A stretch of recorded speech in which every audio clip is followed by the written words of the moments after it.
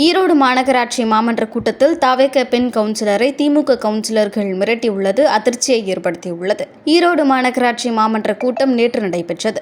இதில் 43வது வார்டு காங்கிரஸ் பெண் கவுன்சிலர் தற்போது அங்கிருந்து விலகி தவேகவில் இணைந்து ஆதரவாக பணி செய்து வருகிறார். இந்நிலையில் திமுகவில் இருந்து விலகி தவேகவுடன் இணைந்த காங்கிரஸ் கட்சியினரை திமுகவினர் விமர்சனம் செய்து கோஷம் எழுப்பியுள்ளனர்.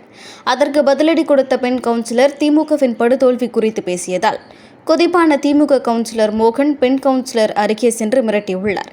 இதனால் அங்கு சிறிது நேரம் பரபரப்பு ஏற்பட்டுள்ளது.